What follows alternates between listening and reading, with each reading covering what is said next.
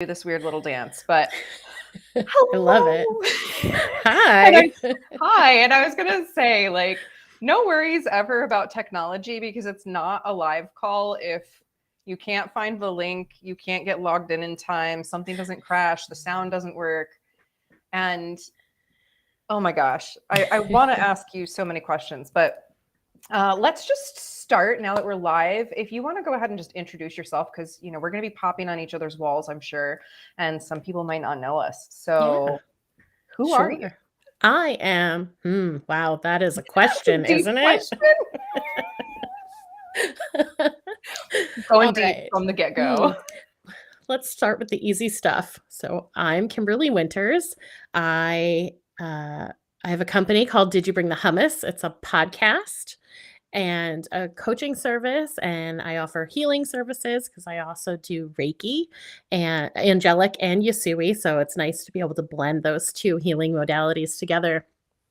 Um, but my coaching is focused all around helping people go vegan. It's a huge passion of mine. And I went vegetarian first in 2001, and I've been vegan now since I think like 2015. Nice. And it's just the thing that lights me up more than anything else. So And beautiful. yeah, I just love it. I want everybody to know about it. Yes. And, I think that we're definitely getting so many more people now that want to go vegetarian or vegan. And there's not a lot of people out there that I see that are providing good education on it, right? Like Yeah. there's so much bad education about veganism, Hmm. Yeah. really bad education. So thank you for introducing yourself. And I just want to say I'm so delighted that you decided to hop on this with me and Me have a too. conversation because I love you. I think you're Love you. wonderful. Right back at you. So just in case you don't know me, I'm Safrianna Lughna. I'm the queer spirit guide, quantum creatrix, intuitive healer, and divine channel. And I'm co-founder of Living Luna. And my passion in the world is helping people live their most authentic lives, whatever that looks like. And because I'm me, I mainly serve LGBTQIA and their allies and polyamorous folks. But I see all kinds of people. And honestly, most people come to work with me because they're like, I know you're not going to judge me. I saw your webpage. I know you're not going to judge me. Speaking of not judging, as I was getting on this call, I was like, never did I think in my history with all the personal stuff I've gone through that I was going to get on a live call on the fly, no editing, in a tank top because it's Yeah. hot. Good And for I'm like, you. this is new me. Yeah. So, oh gosh, I know we named this episode Plant Mamas Unite, which obviously you are a plant mama in the way that like you live and breathe veganism and teach people about it. But I'm curious, like, do you have house plants? Do you garden? Like, what's your plant relationship? Because I love plants. So I love plants too, and that is why I don't have any house plants. As you say that, I'm like, it's a really good point because several of mine are not doing so good. I try so hard. Yeah, me too. And I must say, it's not just me because our house doesn't really get a lot of really good natural light except in the winter. And even then, it's not that great. In the summertime, we have so much tree cover that we have to use the lights in the middle of the day sometimes. So the plants, they can't make it here. They just can't. Yeah, I have this is the only room I have plants in actually, and none of them can be seen on camera. I've got 1, 2, 3, 4, 5, 6, 7, 8, 9, 10 in here. But my cats eat them if they see them. My cats will not eat a plant. So because they're hungry all the time. Of course, as cats Um, are. so I try to be a very good plant mom and keep them well, but houseplants are really, really hard. They are. And I'm so totally a tree mom. We had a tree in our backyard that people were gonna it was saying we were gonna have to take down, and I was like, I'm gonna talk to some people before we bring this tree down. And fortunately, we were able to trim it, Nice. survived. So glad. But yeah, like, tell me about what are some of your favorite plants? Hmm. Well, as you were talking about the tree in your yard, I was thinking about there's a small evergreen in my backyard, and it was really small when we moved here about 7 years ago. and I just loved it and I wanna say him. I loved him Mm. from the minute we moved in, and he's just grown, and he's still small. He's right next to a shed too, so I can really see the change in how much he's grown, and he just gets this beautiful, like, blue-gray growth when Mm. he's growing new pine needles, and I just love him, and I love looking out my back window and just enjoying him and all his treeness. Mm. Yeah. Yeah. Trees are such beloved companions. And I feel like I was so glad when we started to have people like, oh, I'm so bad with names. Samard, Susan Samard, I believe is her name, and Mark Wollenberg. I'm butchering his last name because it's German. But like these tree experts coming out and talking about the mycorrhizal networks and how the trees are communicating and these Mhm. mother trees and whatnot. There's so much about the plant kingdom that we don't understand, just like we don't understand about the animal kingdom. Yeah. Um, yeah. So trees trees are just they do so much for us. I know, right? And they're so beautiful and they're so also different. Like we've got some evergreens here, but then we also have really tall, like walnut trees and oak trees. And so with the walnut trees, like the nuts, they fall off onto the car. So like Yep. we both have like little dents all Oh, over, like tiny, tiny from them dropping from so high. oh gosh. The Yeah, squirrels love it. I'm sure they do. I'm so glad we had this tree trimmed like literally last week because we had a windstorm here and all the branches on the neighbors' trees came down. I was like, thank Mm, goodness we did this right when we did because they need a hair trim every now they and then too. do, just like us. So, oh gosh, like there's so many things I want to talk to you about. So many things. I'm like, what thread do we pull out of the ether to follow? Because, Plant Mamas, of course, was just getting us started as a theme here. There's no real agenda. We're just kind of talking. And Yeah. that's what I love about these soul connection calls is we're just kind of going with whatever is. I'd love to hear about, because you are like me, you're a healer, you have healing circles, you know, help people with energy work. And I'm so curious if you're willing to share any of like the story of your personal journey and kind of getting to know why that was where you wanted to go. Because I'm Yeah. like, I look back and at 18 was when I got into the spirit world, but I never would have thought it was going to become like my career. Mhm. Absolutely. From the time I was small, I was, I guess, an atheist, really. And I would be so bored at church. And we weren't like a super religious family. My parents both went to Catholic school. My dad all the way even through high school, but we didn't really wasn't a huge part of our life. But sometimes my mom would take us to church, and I would just be like, "Oh, I'm so bored. Like I've got better stories at home. Like this Oh none my of this is gosh. real." And my mom was like so embarrassed, right? Because of course I'm little, so I'm not being quiet about it, No. and and I just really fought and fought against this whole idea that there's a God or something bigger, and I was like, "When we die, that's it, and, like, too bad if you didn't get done what you needed to get done," kinda thing. It just goes Oh, dark after, and I was so adamant, and I wouldn't listen to people who are like, "But wait, what about? How about this?" But at the same time, I believed in ghosts. I had no problem with understanding that, like, energy just kind of changes. It doesn't really go away. That felt right to me. And as I got into college, I was a philosophy major, I started to think, I don't even think it matters if God exists or not. mm. But because it wasn't changing my life, it didn't change how I decided to show up in the world. But at the same time, I also felt really connected to the universe and Mhm. to nature, to animals, to that feeling of energy, and I just couldn't explain why any of that made sense to me on a very, Mhm. like, deep inside level, I guess. Yeah. And always really been drawn to like the symbol, like the pentacle, and I felt like so earthy, and I'm a Virgo, and so there was an earth sign, and I don't know, that symbol just always meant something to me even when I couldn't explain it. So I started doing research because I love to learn, and I just started to feel like, huh, maybe that kind of stuff makes sense to me, but I never did anything with it. And then in 2020, my soul cat passed away. Oh, Yeah. She was 16. She had been sick. We did everything that we could for her, but it, still gutted me, and I'm oh, still, dealing with it.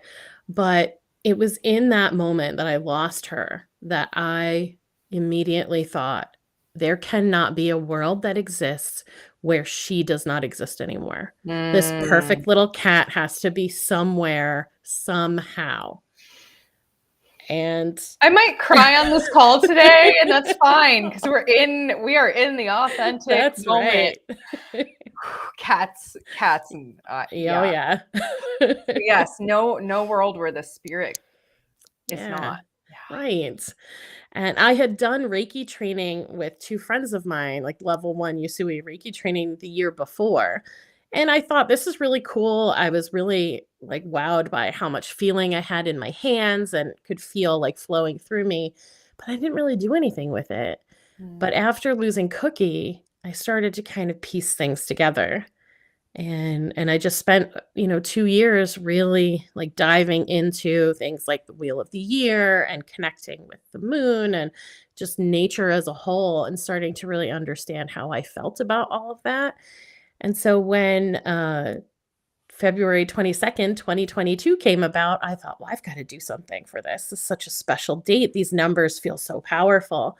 And that's when I launched my healing circle. And here we are a little over a year later, and I That is love it. I so love it. cool. Thank you. That date, that 22222, that's when Mhm. our Cat Tuesday showed up Oh. and changed like the entire trajectory of our little family unit. It Hmm. was so interesting. And we don't have to get into that, but um so you've only been doing these healing circles for a year. Yeah. That's Yep. like, it seems like you've been doing them forever. I don't know why, but like I'm just like, she's been doing this forever. It Like feels that's just that what way she for me. does. Yeah. It feels that way for me too, because it feels so right and so Yeah. aligned with what I want to help people with, how I want to show up in the world. And it's just an hour, like twice a month, and we do lots of grounding and cord cutting. Then we'll do a quick like visualization or meditation, have a little talk about the moon or about a holiday if we're near one of the wheel of the year holidays. And then I end the session with about 20 minutes to a half hour of angel reiki. And That's we do it awesome. on Zoom. So if 8 o'clock at night works for your time zone, it doesn't matter where you are. You can Yeah, join me. that's the cool thing about this digital age Hmm. now. I last year um was just doing in-person circles. So I was just doing in-person wheel of the year circles. And when I'm not going to call it a contract, when that contract ran out, I had made an agreement with a local church that I was going to run them. Hmm. So when that was up, I was like, I do love doing this, but I only reached a couple of people in this small local church community. What could I do if I offer it online? And Yeah. the ability to hold space, some of us really have this gift to hold space no matter where people are in time and space. And to be able to offer that kind of healing at a distance is so empowering, and it's just so needed because Hmm. not everyone has access to it, like down the street where they can go to a healing shop and Right. have that. Yeah. So yeah, my sacred moon circle is still finding its footing. It's still birthing itself. I think I'm sensing I'm going to get a lot more clarity this month on it, actually. The 4/4 portal is the augur portal. And to me, that energetically is like the divine empath template instead of the false empath template, which is really firming our boundaries with codependency, right? Mm. Like knowing where we start and where other people start, or where we end and other people begin. And I think I'm still feeling into that with my own offers myself. So I'm so encouraged by seeing people like you doing what you're doing and having these healing circles and whatnot, because it just shows like times are changing a little bit. And this is something that people want and need. Yeah. And I just love that there's a variety of people offering it, so people can really feel into who's that right fit for them to do this So sort of important. deep work with. Yeah. So important. I'm leaving the trauma therapy world, and almost every single client that walked into my office, digital or in person, would tell me like I was about to give up on doing my healing work until I met you, because your energy is what I needed. And like that's the message I always want people to hear, is like whether it's healing, coaching, a healing circle, therapy, a doctor, your realtor, like connection and human to human, like that resonance is so important to do whatever we're going to do in the highest alignment. Absolutely. What kinds of people do you tend to find want to work with you? So I've found that, I guess lately it's really been people processing something, going through health issues. And they're not coming looking to find like, read my cards and tell me if I'm going to be okay kind of thing. They just want to be in that energy. We just need more healing spaces. Mm-hmm. We need more communal spaces. I know you work with some energetics and you work with the moon and whatnot. So I don't know if you're seeing this lately, but I have seen so many rifts in community lately.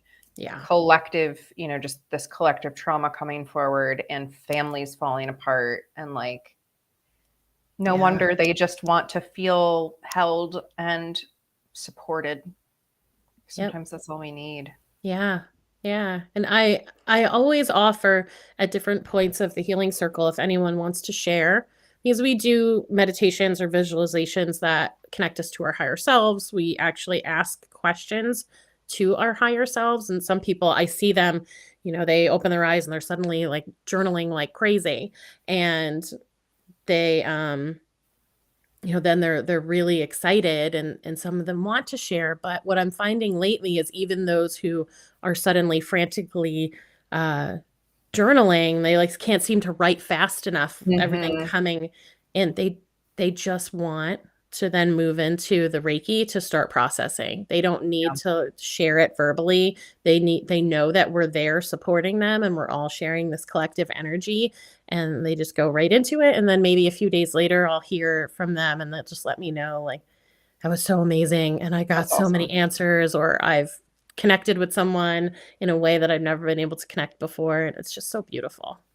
Yeah, my favorite shares when people do share are always what came up in the guided visualization, because your framework sounds very, very similar to kind of the way I approach it. I usually do some intention and some energy clearing, and then we go into a visualization, and then we do some journaling and processing afterwards as well. I love hearing what people see. Sometimes that's like the coolest thing in the world. We're like, oh, I saw this green swirling vortex and a giraffe emerged. And I'm like, I love this. Yeah. I have aphantasia. I don't know if Okay. you're familiar with what that is. And in case anyone watching doesn't know what that is, basically when I close my eyes and I try to picture something, I can't see anything. Um, it's a small percent of the population. And it's actually a spectrum. So some people have like that full visualization, like they see the movies behind their eyes when they go in and they imagine. And then there's people who are completely blank. And then there's people, I can kind of see silhouettes sometimes. So I love hearing what other people experience, because then I get to experience it in the word form, because I can feel it and I feel things and I sense things. I'm so curious, like, have you interfaced, having been raised in a church and then being like, this isn't for me? Like, did you ever interface with any other spiritual communities, or did you just kind of leap into your own thing? Yeah, no. I just the occasional visits to church that my mother insisted I do, but that was it.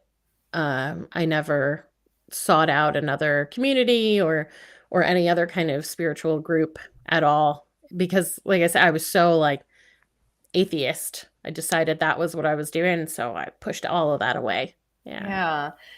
It's on one hand, I think it's really good. Like that has made sure that you don't have these like shackles of how it's supposed to be. Mhm. Um, I unfortunately, when I was getting into healing work and shamanic journey work and just like these deeper spiritual practices, I was told by practitioners that I was doing it wrong because I couldn't see in Oh, my mind. And that's why I think it's so important that we have these open circles where people can be authentic and where we share that everyone experiences stuff differently, yeah. and everyone's going to get something different out of these sorts of experiences. So we Yeah. just need more acceptance. We do. And I've attended other Reiki circles and people who are leading them will then share, while I was working on you, I saw this, I felt that, I watched this happen. And Mhm. when I lead the healing circles, you're not going to get that from me because very often I don't see much. I might feel something. When I am experiencing something, it usually comes across in a smell. Yeah. Do you have that weird I can never remember the Me actual neither. name of it. Yeah, Claire Senti- Ola Factory or something. sentient, I Yeah, don't know. Claire Sentience. Is it that one? I'm not sure, but Claire yeah, clairolience. I think it might be it clairolience. might be. Yeah. And that's why it doesn't stick, right? Because it just doesn't seem like, is that It doesn't really a roll word? off the tongue. Yeah. But I was doing a session once and it was like I was swimming in a sea of licorice. The smell was so strong and I don't like licorice. And I was like, huh, I wonder if that's not for me. And at the end, I asked the person, and I don't always do that either. If it feels like there might be a message, then I'll share it. But if it's not clear enough, then I don't. Um, but I said, does licorice mean anything to you? Because for most of the session it was really strong, and they said, oh, my grandmother always smelled like licorice. Ah. Yeah, and so it was like kind of a nice moment Ah. for them. Yeah. That's really cool. Yeah, I've only recently started really, I mean, last year, deep diving like the clairs. And I'm finding learning my blueprint from like a lot of different angles. So, like, a Body of Nine has been tremendous for me. And it's like one of my soapbox topics. I'm a natural number nine. I think everyone should know their natural number. It changes relationships. If anyone wants more details, including you, I'm glad to give them. But um, learning I was a natural number nine helped me open my intuition because I understood where in my body to pay attention to it. Mm. But my human design as well, I'm a responder. And I kind of total fluke how this happened.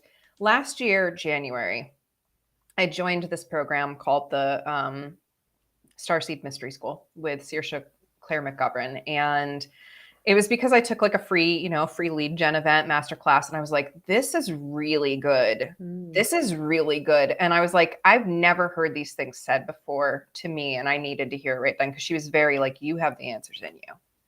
And no spiritual person had ever told me that before. And I was like, and so I put in my head, like, okay, if this course costs under this number, because when you go to a free masterclass, you're going to get the pitch at the end. Yeah. Yep. So I'm like, if this is under this price point, I'm gonna take the leap. And it was like right under it. So I took the leap.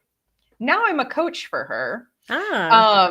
Literally like have been doing live calls for her since September. But in September, she was having surgery, so she wasn't going to be able to take any live calls because she's literally having jaw surgery. Mm. Can't talk, can't channel. She's a channel, and I subtype as her same like kind of cosmic imprint. She calls them starcytypes. I love And that. so, yeah, I love it too.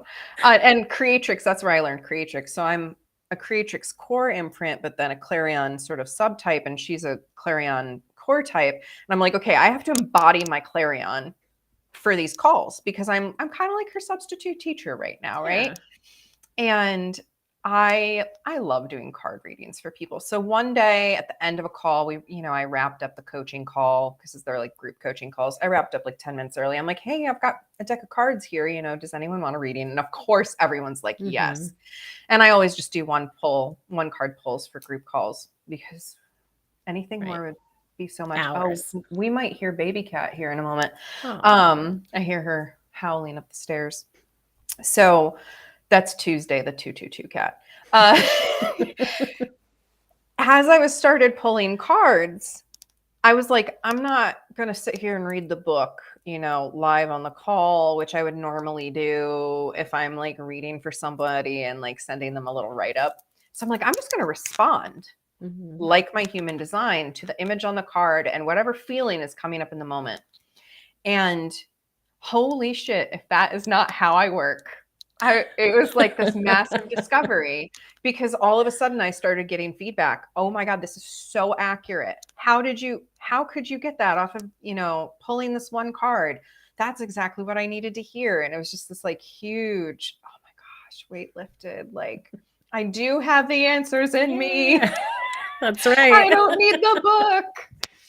So, these like intuition unlocking moments and those moments of affirmation, like that licorice story, it's so cool because, I mean, if you grew up going to church, I imagine that your intuition was not really a thing that was talked about, supported, brought up, Right. No. addressed. No. Yeah, mine definitely wasn't. I just wrote a blog post. I have taken the kid gloves off lately. Like I'm on a rampage against the entire system that exists in the world right now. And so I decided to do this April Fool Tarot blog series. And I just came right out in the first blog post. And I was like, I was told if I looked at tarot cards that I was going to go to hell and I was terrified as a child. And that should not be how anyone feels. Right. They're literally cards. Yeah. We make the tools do what we want them to do. The tools don't. Like, yes. Yeah. I could soapbox about gun violence right now, but I'm not going to. Yeah, right there with you. Any tool can be good or bad in the wrong hands. Like, so yeah, again, I think it's kind of cool that you didn't have a lot of that like spiritual, this is how you have to do it. This is the one way. I am so sad though that you figured it out because of your cat. I know. Oh gosh. It was, I mean, we all have spiritual awakenings, often from grief. Yeah. Grief, loss, separation. I mean, mine was running away. Was the first one. Second one was a really nasty divorce. So, like, yeah. Not super happy. No, but I don't know. I feel like not thankful for it because obviously if Cookie could live forever, yes, I would want Cookie to live forever. Cookie is living forever. I have faith. Right. Yeah, in a different form, in a different way. And here in my heart always. But I'm so thankful for what I've learned about myself, what I'm capable of, and just this new connection I have with the universe. And yeah. So there's that. There is that. Yeah. I mean, I know if you asked me in my unhealed state if I was grateful, I would have been like, absolutely not. Right. But now where I'm standing, I'm like, oh, I see exactly why I had to go through what I had to go through in order to be where I am today. And I wouldn't trade who I am now for anything in the world, which not a lot of people can say that yet. And I want everyone to be able to say that. I want everyone to be able to be like, I'm me and I love me and I'm doing me, and not from I think we all get afraid that if we take care of ourselves, we're going to be selfish. Mm-hmm. That's what we've been told. But in Right. reality, when we take care of ourselves, we can take care of others. Mm-hmm. And Not codependent way. just by being cared for yourself, the people around you feel better because you're showing up differently. And even if at first you're not changing anything about the way you're caring for them, just by you being different makes a huge difference. Massive difference. Yeah. There's an energy to it. Mm-hmm. And when there's a lot of spiritual bypassing that happens in the spiritual community, of course, and I'm not about that life. I think that we need all vibrations. We need to experience the high vibes and the low vibes, because the low vibes help us skyrocket towards the high vibes. Yeah. But I think it's important that we're able to recognize it's not low vibe to take care of yourself. And when you, even if you're in that sad, grief, angry, whatever low vibe state, if you just pull back and tend to your own energy, you don't hurt anybody. Mm-hmm. You're okay. You're allowed to feel those feelings. And when you reemerge and you've realigned, you invite other people to do the same. And they go, oh, I don't have to take my shit out on everybody around me. What? Right. What a novel idea. That's an option. Yeah. I tell you, being in the therapy world, some of the things that people don't know. Like, I literally once upon a time had a client say, I didn't know I could cancel family holidays if I'm not feeling up to it. I was like, why do you feel like you have to have the family holiday? Well, everyone's going to be upset with me that I didn't do it. Then maybe they should host it. Or maybe you shouldn't hang out with them anymore. Or maybe just anything that doesn't demean or diminish you. Yeah. It's hard to say no. And especially as, I don't know, in this time we're living, right? To say no, it's almost like, what do you mean you're saying no? Couple that with, I'm so glad there's like a phrase for it now, toxic positivity, which is what you were, talking about before. How can anyone expect to truly be healed if they are living by these ideas? If they feel so trapped by the people in their lives or what they've been taught and they can't see any other way, that they can't ever say no and nobody's allowed to have a bad day. It's like here in the US, somebody asks you, hi, so they say, hi, how you doing? The expectation is you go, oh, I'm good, or I'm fine. But there are other areas in the world where when you say, how are you doing? They're going to say, you know what? I had a week from hell and I'm exhausted and I just can't take it anymore. And then you have a real conversation. But that's not happening so much here. And we see what it's doing to us. I've actually started to model that with my clients a little bit. Okay. If they actually ask, I'll be like, it's been a little bit of a rough week. Or I'm feeling really great, honestly. I love the weather out or whatever. But just these little glimpses of like, we're allowed to be human. We're allowed to be human. That no. I remember when my wife and I got together initially, I had left a really, really, really toxic relationship and was starting to kind of work on the codependency. We had to practice me saying the word no. And I sobbed. I sobbed because I'd never had permission to say no before. And I think that there are so many people out there that are like that. Yeah. That they literally don't know that no is an option. They don't know that no is a complete sentence. They don't know that they can back out of something, even if they did say yes, that they can reassess and be like, you know what, on second thought, I changed my mind. No. Yeah. We need to heal the world. That's right. But we're doing that. One circle at a time. One circle at a time, one conversation at a time, one kitty pet at a time. Right. Do you have cats now? I've got to know. Yeah. We live with 3. Yeah. They all came in And I have to wonder if they showed up when they did so that I did not just completely lose it when Cookie did pass. Mm, Because Daisy and Gus, they all three of them showed up on our back porch. There are a lot of people who let their cats out in this area and are not being responsible. And so they're making lots of babies. And so Daisy and Gus showed up, and Daisy was probably almost a year old, and Gus was like this big. We could hold him in our hand. I know.